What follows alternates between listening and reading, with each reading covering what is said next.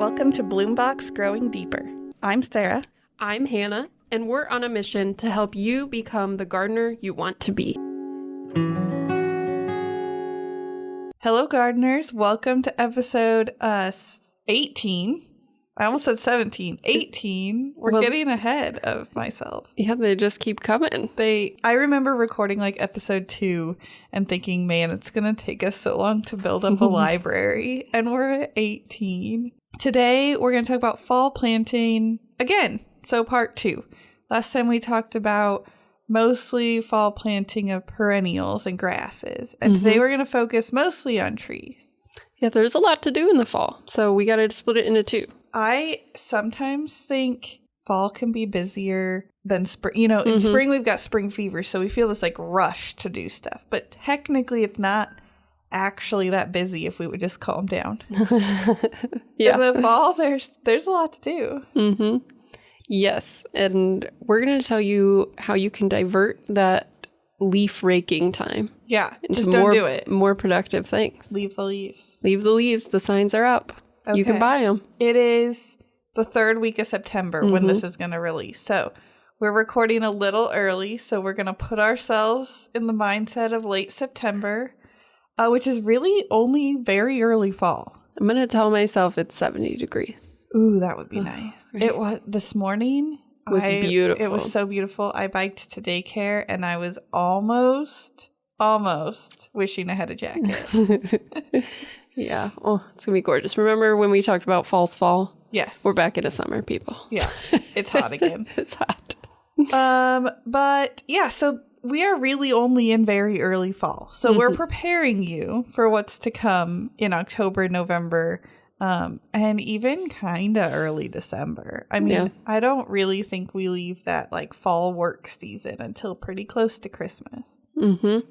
Yes. So, Sarah, how late can we plant trees? This is the question everybody has different answer to. It's a hot topic with foresters sometimes. I feel like they all have a different answer, and a lot of times it comes down to personal experience and where you are in the state. I know people who plant as long as they can dig a hole, which is pretty much most of the year. Right. That's almost until January. I think it's more typical to see people plant into November. Yeah. Maybe late November, but I think most people are ending their season and ready for a break from planting by December. Oh, yeah. I'm ready for a break. Yeah. I know sometimes it's guided by just how busy the tree planting crews are. Yeah.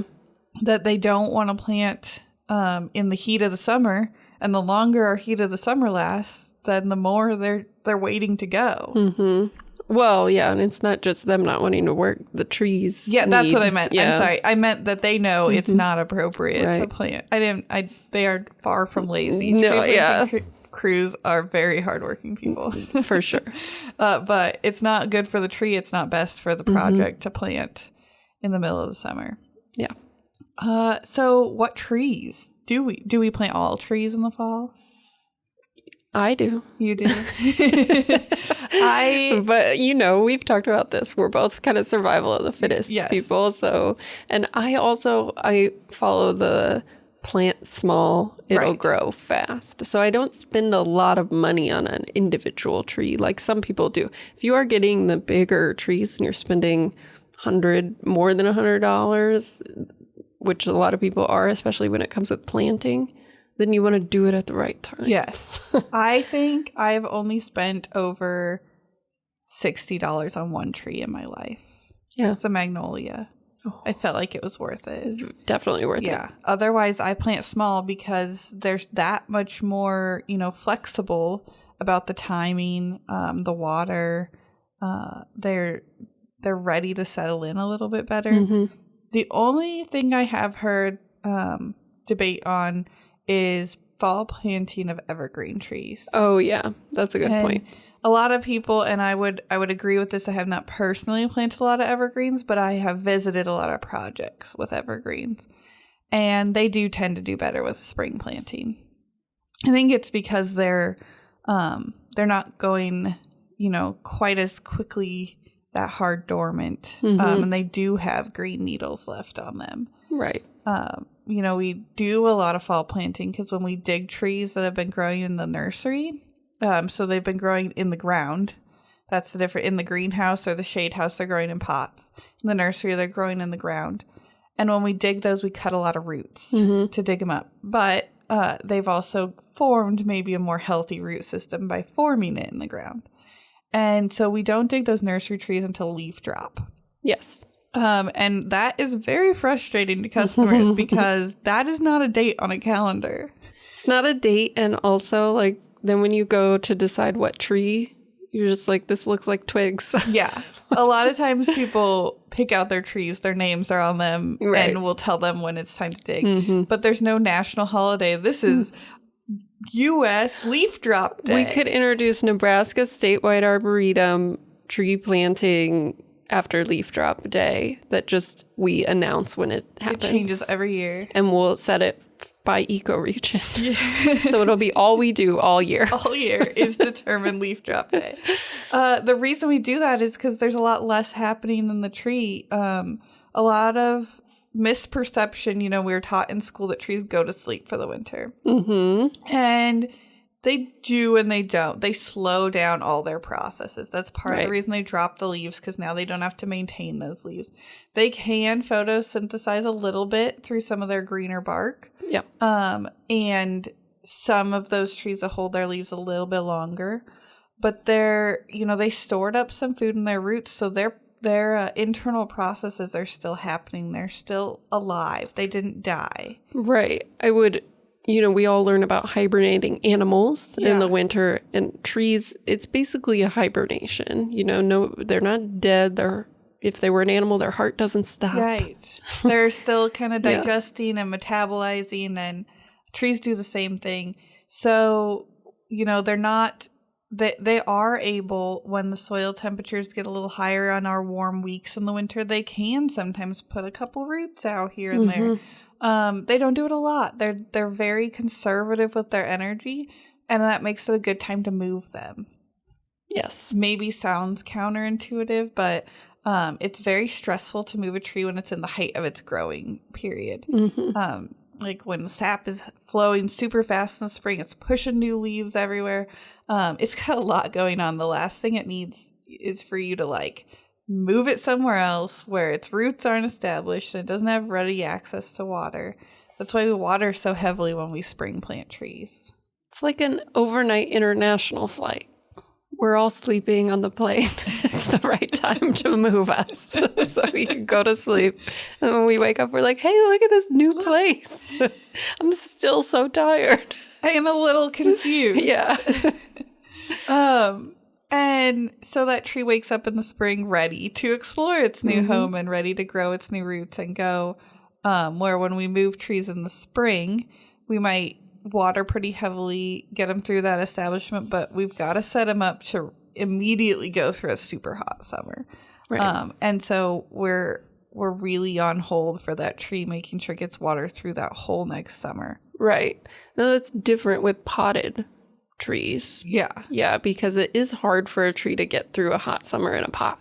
Yeah. So if we can get those into the ground in the spring, they have a better chance. You're still going to need to keep a good eye on them and keep them watered and make sure they have everything they need, but it will be better than being in a pot. Yes, it is. I mean, if you want to come to the greenhouse and water with us in the summer, it's those potted trees we're watering twice a day sometimes. And, we just talked about a lot of work.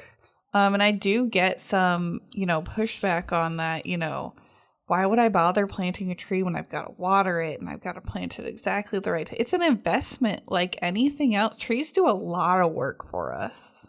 Yeah. So much work for us. Invisible work sometimes. Mostly. I mean, we see the shade that they give us. They're also taking care of our stormwater. They're taking care of just the average temperatures in our cities are lower when we have trees. Our mental health and enjoyment is improved when we're surrounded by trees.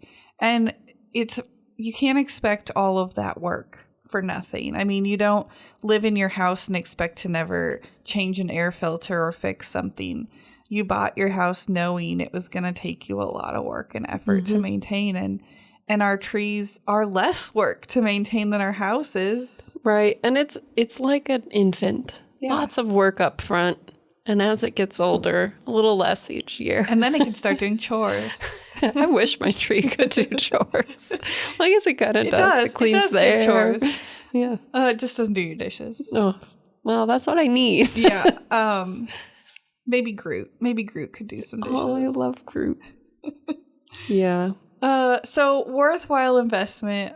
If anyone wants us to talk further as to like, you know, what trees do for us, it's not, you know, maybe the first topic that comes to mind with Bloombox, but we are surrounded by people who can talk for hours on all of the things that trees do for us and why they are worth that little work of watering them. I think Chrissy would want us to remind people that they can go to iTree. Yes. And calculate the value of your trees. So if you do want to know exactly what your tree is doing for you with some pretty easy measurements that you can take yourself, you don't have to be an expert. You can just Google iTree. We'll put a link. Yeah, it might even just be iTree. I think it's something. Just iTree. I'll just put it in the notes. There we go. And you can tally all of that up and it'll tell you the I think both the lifetime and the annual value of your tree. Yeah. And it tells you that in monetary value. Right. But it also tells you in like temperature changes, water that it takes care of, the increased lifespan of your of things on your house, like your siding and your shingles, increased lifespan of the pavement around that tree. They do so much for us. We do not love them enough. That's for sure. And every time I hear somebody say, but they just take so much work, I just want to sit them down and give them a lecture. Yeah. Which is not the way to convince anyone of anything. And instead, just go hug a tree. Yes. That would be good. But this spring, we planted a Buckley oak for Silas the year he was born. And we take his Arbor Day picture by it every year.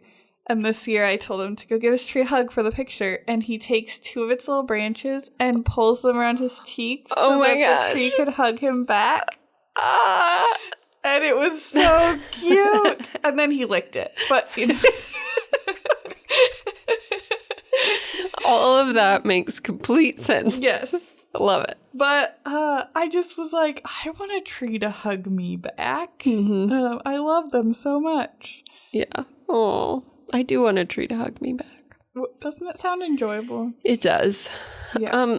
So let's talk. Okay, I got two things I want to talk about. You decide the order. Okay. Proper tree planting. And since it is fall, I think we should talk about fall color in trees and why that. Let's stay on the work. Okay. And then we'll talk about, I've got our handout, trees and shrubs for wildlife. So we can talk about some of our favorite trees and shrubs and then the color there's about that we're about to see. Okay. So proper tree planting. Here's what I know. Okay, tell me. Not too deep. You want the root flare to be seen once it's fully planted. So for folks who don't know the root flare, it's exactly what it sounds like. It's like at the bottom of the tree before it gets to the roots where it kind of flares out. It starts to get bigger. Not that you want roots out of the soil, but just under. It's not the big picture that we were taught when we were younger where like the one taproot goes the same height as the tree. Like that's a common misperception. So more like a saucer or a bowl type hole is what you need, so that the roots have plenty of space. And then, as Sarah has said many times, don't stomp on it after you plant it. Oh man, it hurts me when I'm at tree plantings. I see people stomping all over the hole. Right. So root flare, it's kind of like that picture we all drew in kindergarten where we had this really straight trunk and then it just swooped out at the bottom into the grass. See, so we all knew what a root flare was. And then we got to elementary school and they started teaching us this whole nother picture. It's also, we talk when we're planting perennials about the crown. The root flare is the top of the crown. The crown is where you change from stem to roots or on a tree from trunk to roots. And as much as we dwell on how important it is not to bury that in prairie plants, it's like 100 times more important not to bury that in trees. Right. Because once that crown rots, you have the potential for tree failure. If your prairie plant fails, it's a bummer. Right. If your tree fails, it's a call to your homeowners or your car insurance. Right. And so we want to prevent failures whenever possible. Exactly. Yeah.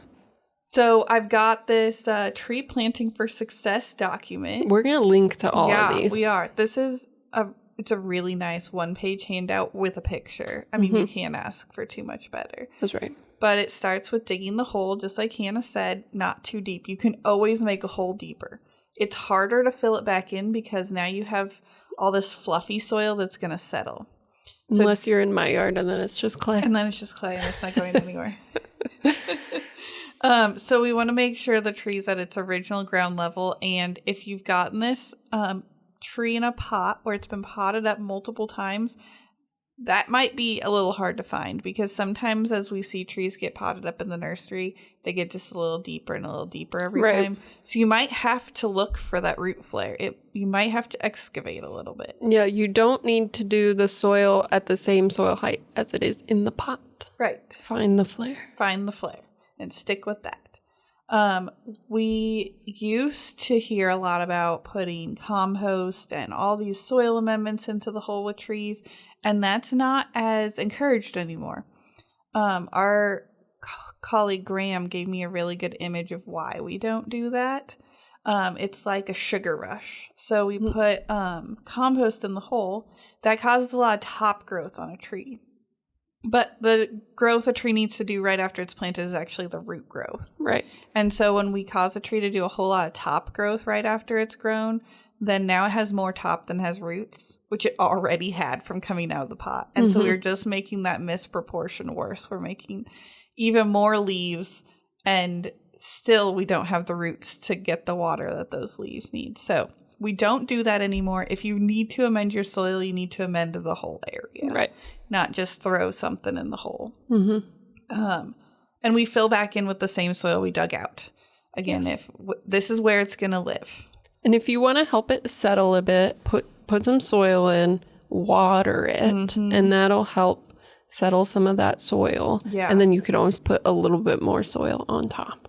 You could even like partially fill, water a little bit, partially fill, water a little bit. That helps get those air bubbles out without stomping and compacting the soil down. Yeah. There's a lot of fragile little roots in there that you want to grow nice and strong. Yeah. And like Hanna was saying, you know, we got taught about this big taproot that trees have, and some do have that. But it's also really important that they have lateral roots that run parallel to the ground and like stretch out like arms. Because those are the things that make it stable, wiggling back and forth. And also, that's where most of the water comes from.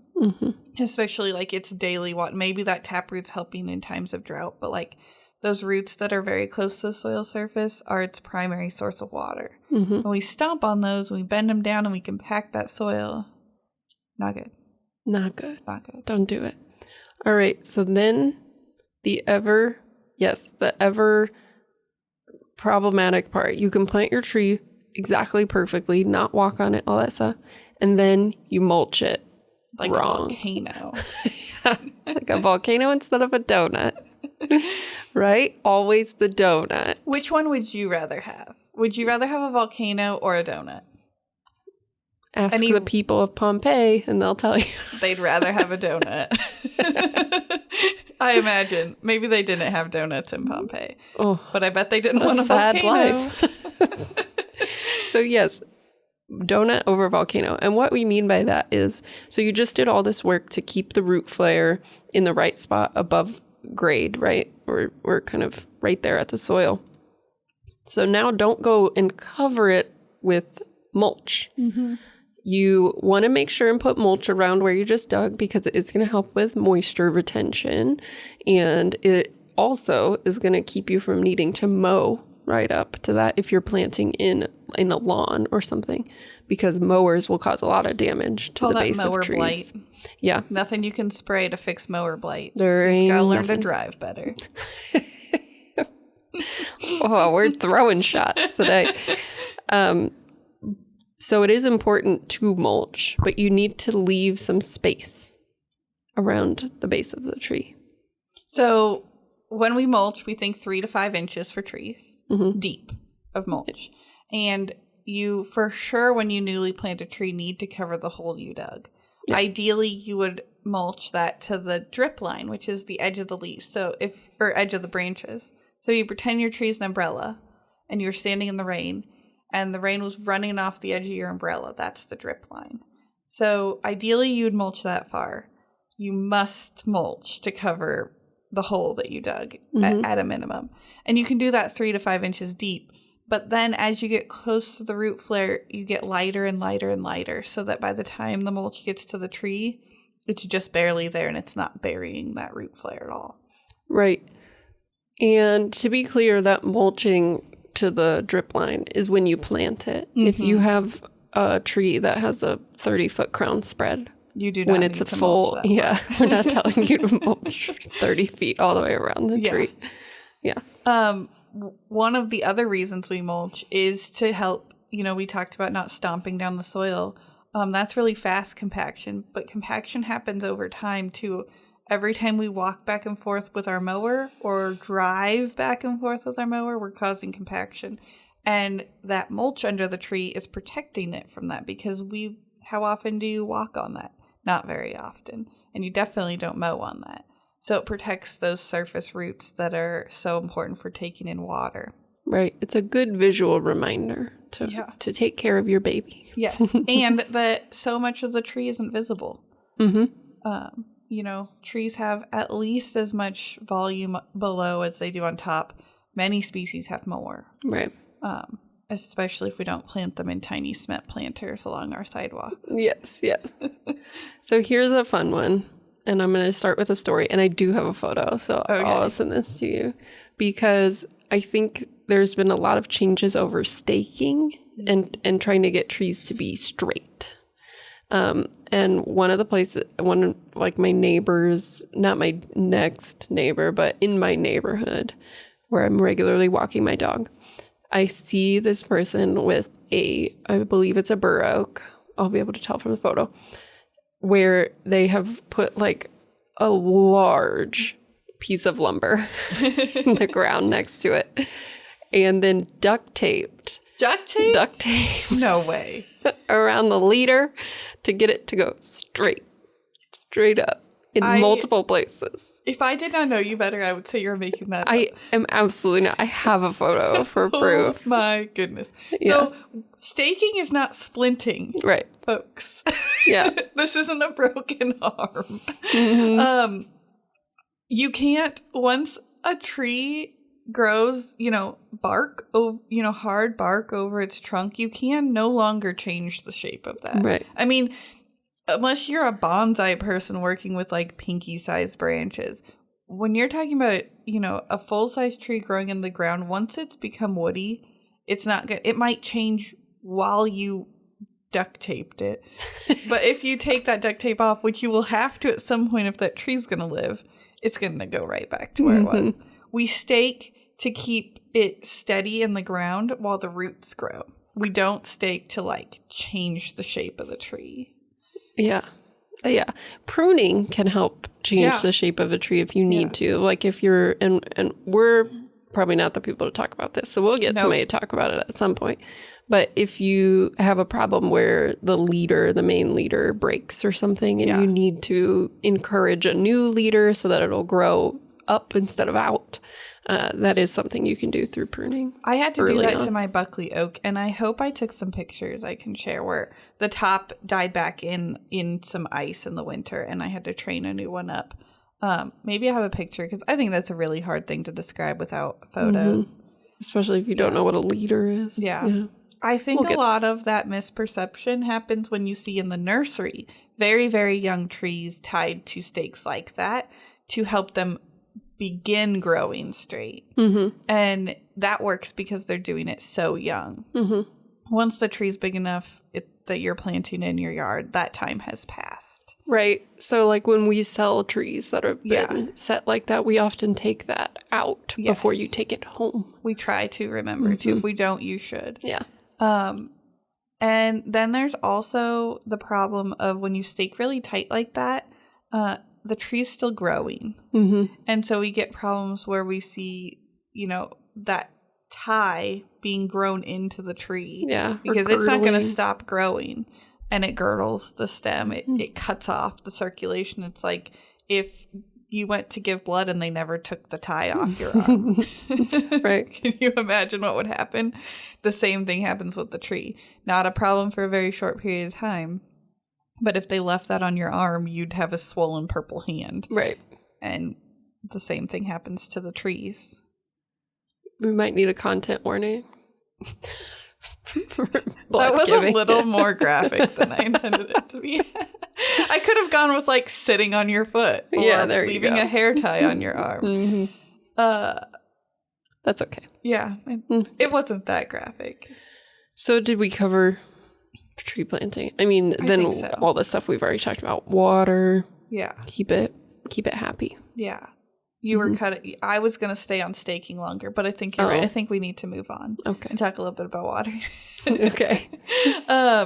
So right after planting, we're going to try to keep the root zone, the area around the tree where we just dug the hole and in the coming weeks a little bit outside that, moist. We don't want to drown it. I do see people just like throwing their hose out there and running it for an hour.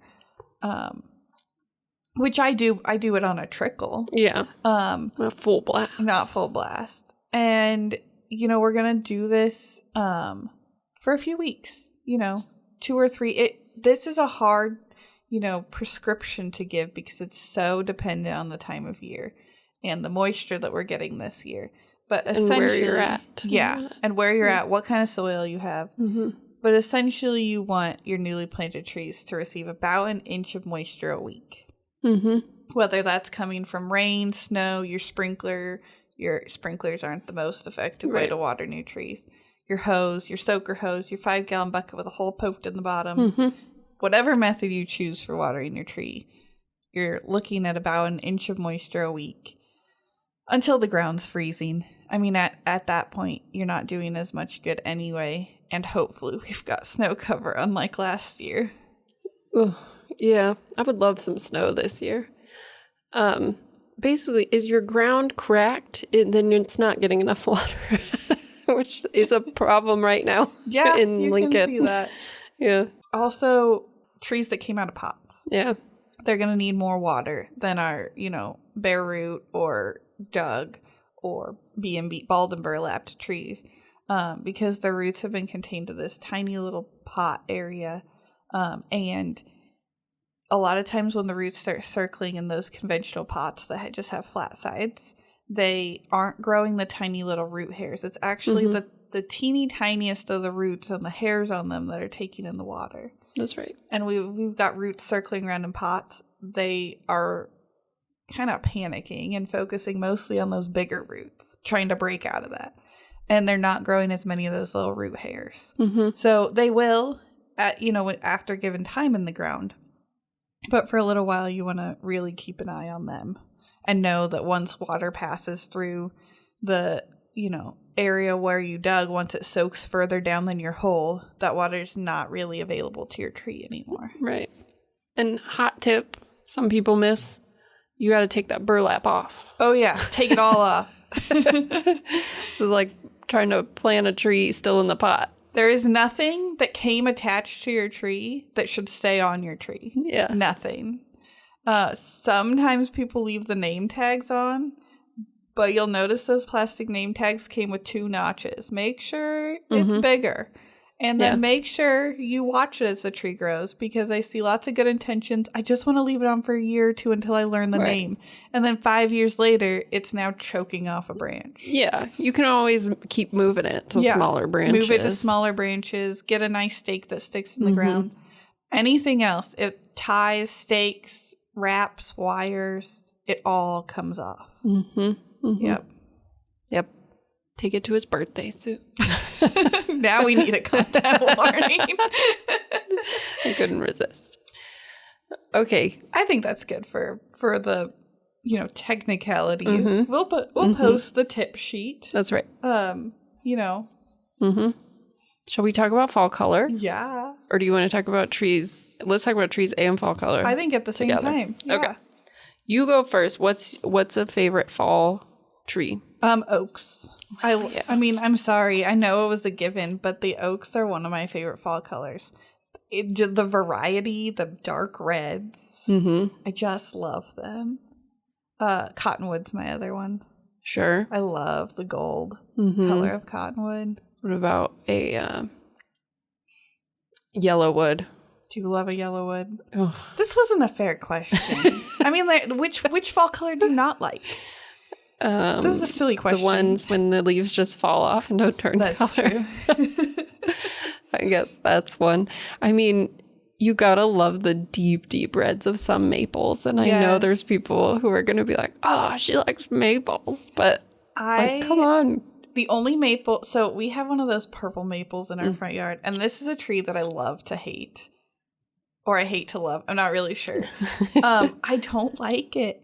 It looks weird to me when the whole street is full of green trees and then ours is purple all summer. Yeah. And then in the fall, everybody's getting these glorious reds and oranges and ours is still purple. And then it just drops all its leaves and turns brown. And I don't like it. But the thing is one of the most perfect specimens of a maple that I have ever seen. There is nothing wrong with this tree. So knock on wood. You gotta go knock on it. Yeah. Yeah, those are a few of my favorites. I mean, I think you also get like a Buckeye. Can look really beautiful. And I think when you combine it with a lot of these that drop nuts and acorns and things. Walnuts. So you get that plus the color. I just don't know anything that feels more fall. Right. And when you see the dogwoods of the things that produce berries, and then or viburnums, and then their color is coming on, and then the leaves drop and the berries are still there, it just says fall. I mean, we're a little ways out from that. We're still, we're probably just in the beginnings of some turnings. Right. But we can look forward to it. Okay, so before we go into your favorite tree, I see you have some highlighted. I do. So you're going to make some recommendations, I think. Let's talk about why some falls are better than others. Yeah. Because I think we've all realized that, some fall, it's just gorgeous, perfect for those family photos, and everyone's just outside the color. It's the perfect year to go to the pumpkin patch. Right. And then other times you're like, wow, I think it went just green to brown on the ground. So there's a lot of variation, and there's a lot of factors that go into that variation. Number one, don't call us and ask when will be the best time to have your outdoor wedding in the fall for color. No one knows. Because we don't know. Same as leaf drop day. I happen to know some colleagues who just pick a date when they get phone calls. Then usually it's like, well, here's a good Saturday. Yeah. There's no... I got married in mid-November.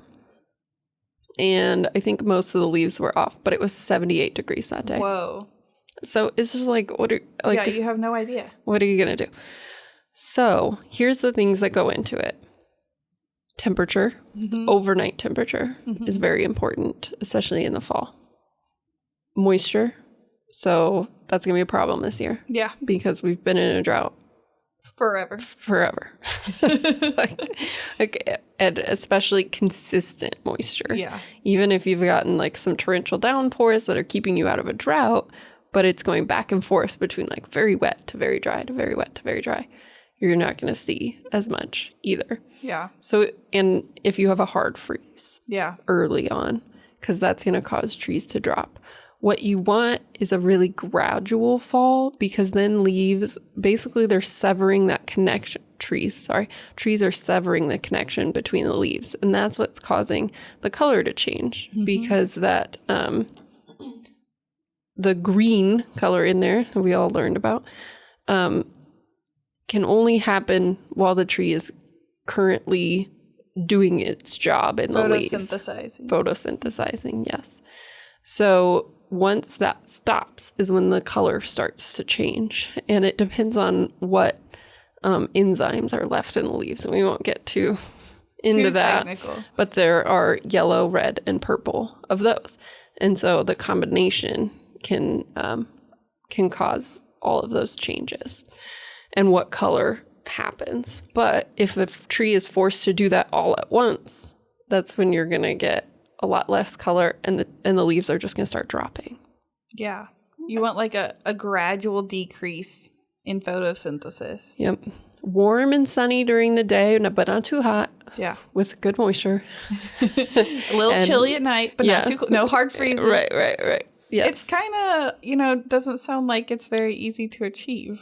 It's not, especially in a place like Nebraska where our weather varies so much. And that's why you see places in the Northeast that can sell fall time as a great time to visit. I mean, we all have pretty consistently. Yeah. And they do have a more consistent, like, here's when the leaves will be changing, because they have a more consistent, I guess, weather pattern. Yeah, climate. Yeah. Which we're going to see changing anyways. Nebraska's too moody. We never know what's going to happen. We need a mood ring for the state. I mean, it kind of is our fall color. Yeah.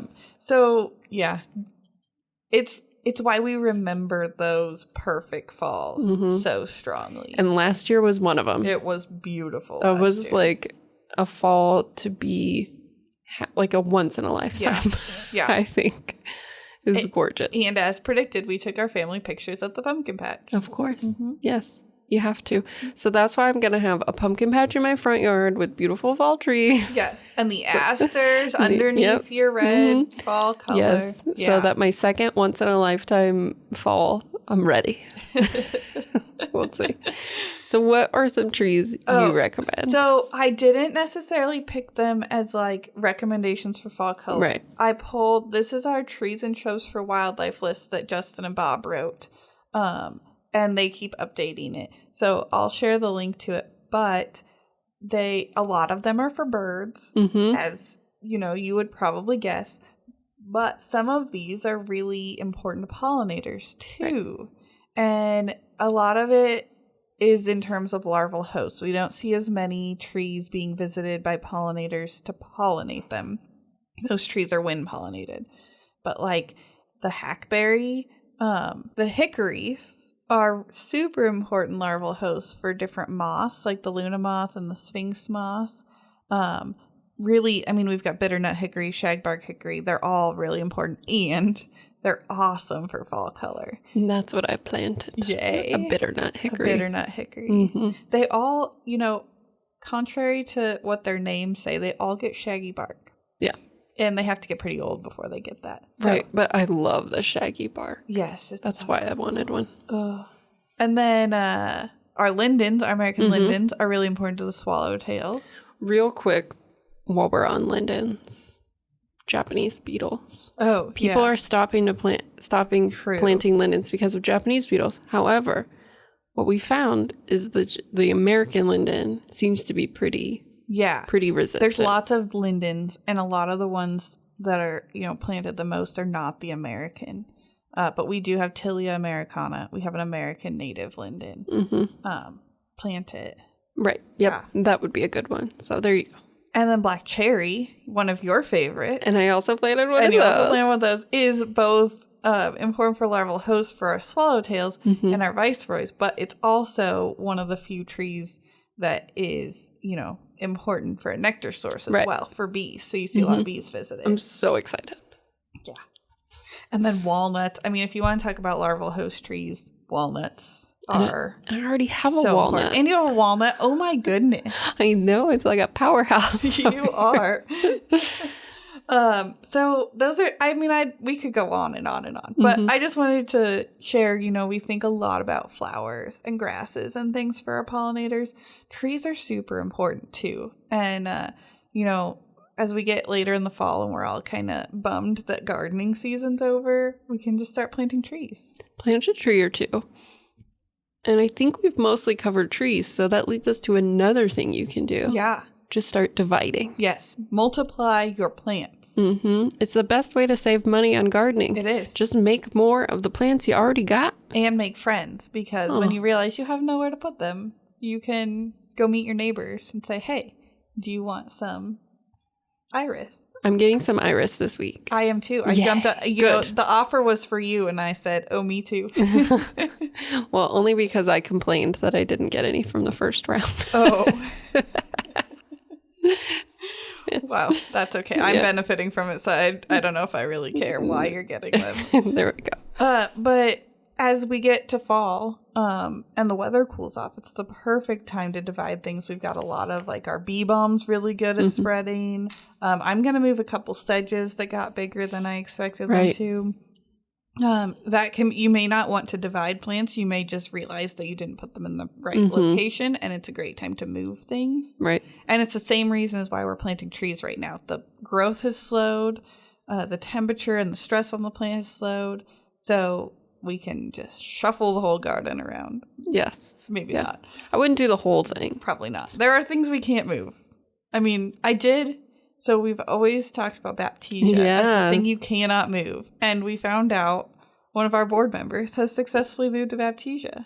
It was My Garden. Oh, it was a My Garden person. Mm-hmm. Yeah. She successfully moved to Baptisia. And that's so cool. Yeah. But I wouldn't. That doesn't mean I would recommend everybody start doing it. Anything with those deep tap roots, those are the things that we don't really divide or move very much. She did say she did a lot of work to get as much of the root as possible. She did dig a big hole. It depends on how much work you want to do. True. I mean, if you like digging holes, then, don't let us stop you. Yeah, right. It's not going to be like your... maybe come help us. Yeah. It's not going to be like your iris where they're at the top of the soil, so you could just kind of split. Them out. Yeah. The other thing I've had really good luck moving is, of course, Rudbeckia. Yeah. That's will move. Easy to move. And Joe Pye. Oh, really? Mm-hmm. That surprises me. Yeah. I guess it shouldn't. I got a split from a friend. Okay. And that's how I started my Joe Pye. Wow. That's awesome. Yeah. What else have I moved? Mountain mint. Yeah. Yeah. Mountain mint tends to get larger as time goes on, so I've moved to that. Goldenrod. You can divide a lot of goldenrods. That one you may wait even a little bit longer. You typically don't want to divide something while it's still blooming. Right. We should be in the height of goldenrod blooming season right now. Absolutely. Yeah. It's going to be perfect. It's going to be a show. Mm-hmm. Yeah. So. Lots to divide. I guess your hostas and all that. Yeah, daylilies, do whatever you want with them. I'm trying to kill mine, but to each their own. It just reminds me of Silas telling you to dig. Man, he will keep you going. I need more worms. And then he'll hug a tree. Yeah. It's like a Sour Patch Kids. Right. So that's everything we are doing this fall. What are you not doing this fall? Well, I'm definitely not raking my leaves. Me either. That's a lot of work. I am sitting out there with a coffee and a good book. Well, you need your leaves to sell your pumpkin patch. That's right. So I'm not raking my leaves. I'm not cutting everything to the ground. Right. That's another thing. I see sometimes like a full just like mower taken to things. Probably not going to do that. No. Now, there's some, technicalities to leaving the leaves. It's not always that simple. Yeah. You don't want them too thick. They'll mat things down, and then your plants can't breathe over the winter, or they'll start to rot. Yeah. There's a spot next to our house in our carport where the leaves really, but that's just where the wind piles the leaves. And I do disperse that several times during the winter because they would just get soggy and wet and then tracked in the door, and I don't like that. Right. Yep. I do think leaving the leaves and planting well is one of the only reasons why my lavender has gone through 2 winters. And we've had milder winters, but because it's next to the house, so it's already warmer, and then I leave the leaves. So it keeps it kind of insulated and from getting too cold and packed down under snow. And holds that moisture in probably too. And it holds the moisture in, yeah. So I think give it a go. Leave the leaves, like Sarah said, clean them up on the cement, the sidewalk, your driveway. and you can redistribute those. Yes. So if there's places in your garden that doesn't get leaves, you can move them about. Last year, when I had extra leaves, I stacked them on my raised garden beds for my vegetables because it kind of helped keep the soil where it needs to be, and your vegetation pretty much is gone by that point. So you need something to kind of hold everything together, and then it adds to your soil as they break down. I did that too. It started out just being this pile of leaves, and it shrunk, and it got moldy and weird, but who cares? Moldy and weird. It did. It was kind of slimy, but it was like, I'm not playing in my garden bed in the winter. And because it's my vegetables, there was nothing planted under there that I was going to kill. And then this spring, I just put the compost on top of it and chunked it up with my spade and mixed it in. So I wouldn't have just, planted into that thick pile of leaves, but it was like all broken down and easy then to incorporate into the soil better.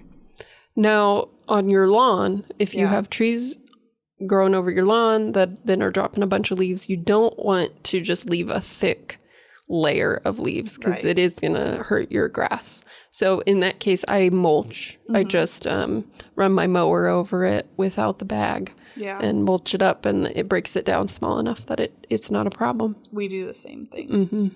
I actually saw one of my neighbors the other day intentionally doing this, which I think was because they were doing a little dirt work around their driveway. And then they were mulching some new shrubs they'd planted. Oh, yeah. And it stirred up a bunch of, leaves from what had been around these shrubs. And so even though it was just the middle of summer, he just mulched it into his lawn. Yeah. And it makes a big difference in the health of our lawns to have that organic matter going back in. It's going to decrease the fertilizer you need next year. Wait, people fertilize their lawns? For a minute, I was like, wait a second. Wait, how do you not know this? People do that?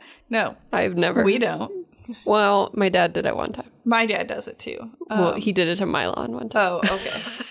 My dad fertilizes He was trying to be lawn. very helpful, and I appreciate That's it. very nice. Yeah. Very thoughtful. Yes.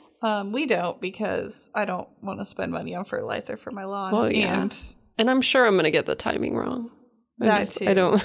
Yeah. I don't know. There's still a few weeds in our lawn, so if I fertilize that, I would just have fertilized weeds. Right. There's no point in fertilizing weeds. They don't need it. Yeah. I told my dad about my pumpkin patch plan. What did he think? He was just like, you should do whatever you want to do. He's very supportive, but I could tell it was not something he would consider for his lawn. That's okay. It doesn't need, not everybody's lawn needs to be exactly. Just mine. I probably won't do it in mine. I don't like pumpkins that much. I love pumpkins. I like a few pumpkins to decorate, but I always get random pumpkins because I leave my pumpkins out, which I could say is because I care about the wildlife, but I'm trying to be honest here and saying it's because I don't like to pick up squishy pumpkins. Yeah. But a quick update on my accidental squash plant that is growing in my front yard. I have 2 squashies. And it had a lot more flowers, and then the rabbits ate them all. So I'm going to have to cage it. I got to decide how much I care about this random squash. I think you care a lot. I'll come cage it for you. So I'm going to cage it so that the rabbits stop it. These rabbits. Ugh. Do they bother the squashes that are growing? No, but I bet the squirrels will soon. True. What kind of squash is it? It's those, I don't even know what they're called, but they stay kind of small and round, and they're usually like yellow, green, orange, and they have that ridge that goes around the middle, kind of like where the equator is, that kind of like ridges out. So they're fun. They're usually decorative. Like, I don't think I've ever eaten one. Right. So.